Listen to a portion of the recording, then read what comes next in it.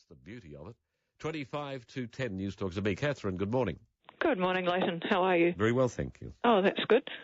So what I'd like to talk about with the theme of Parliament is a bill that's seventh on the order list at the moment. It's called the Telecommunications New Regulatory Framework Bill. And it covers a few things, but the bit that I wanted to talk about is the fact that there's a clause in it which will essentially phase out the copper landline system throughout much of New Zealand, and there's been virtually no public debate, and virtually nobody knows about it. And it's a significant change. It's ditching a safe and well-proven technology, basically in favour of fibre, which is fine if it's set up correctly, but the big thing with the but is that Spark has already signalled that its intention for people in fibre areas who don't use what they consider to be enough data to be deprived of a safe landline, a safe wired internet connection through the fibre system. So essentially it's designed to force people onto wireless systems. And that's a huge concern health-wise. And the other huge concern health-wise and safety-wise is that the copper landline system will work when there's a power outage. I live in the part of the Auckland region that lost power for 5 days. You'd be down at the beach, I'm guessing. No, not at the beach. There was a huge sort of quadrant of sort of southwest Auckland, sort of ranging from Kurri right through past Kumeu. And our part of that was 5 days without power, and the landline phones worked throughout there, even though the cellular phone network in our area started to go down, presumably because the cellular phone infrastructure lost power during that time. Did you make a submission? Absolutely, I made a submission. How many people made submissions on your point? Any idea? Good question. There were 257 or thereabouts on the website, and about probably 30 of those are from companies in the telecommunications sector, and the rest were from private citizens. Also, a coalition of international scientists gave the government some advice it badly needs.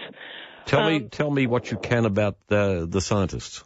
To tell you the truth, I haven't actually read the whole submission in sufficient detail to be able to do it. Overall, what was their presentation? What did they say? They basically said you've got a safe, well-proven system with a copper landline. Don't ditch it to go to increased dependence on wireless, because the health effects that are starting to come out in literature on wireless exposures, such as the risks from brain tumours for longer-term cell phone use, are not worth it.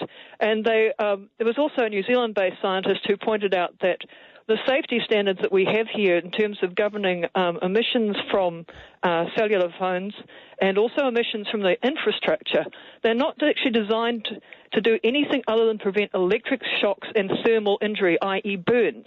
So it's a very, very inadequate, in my view, safety standard that we have so here. So your objection to removing the copper, are they going to remove it, or are they just going to not use it? They're going to phase it out. So, I mean, what's happening when people are getting fibre is generally they're pulling the copper lines from the All right. From the house. So your objection to it is I'm guessing, more the health side than it is, and you're using the reliability of it as a supplementary argument. Well, I mean, there's a lot of people made submissions, and there was an analysis of some of the submissions that were available that was done by volunteers for saveourlandlines.nz as of May the 4th, and well over 95% of the public submissions were opposed, and the reasons for the opposition included health issues with wireless technologies, included the fact that the landline phone will work when there's a power outage, so you can access emergency services like fire or ambulance if you need to,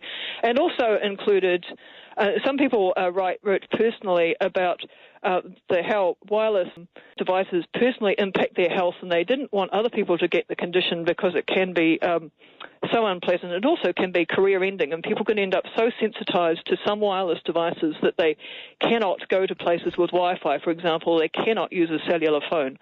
And so you can imagine that people who've got that condition, if you can't use a cellular phone... Are you one of them?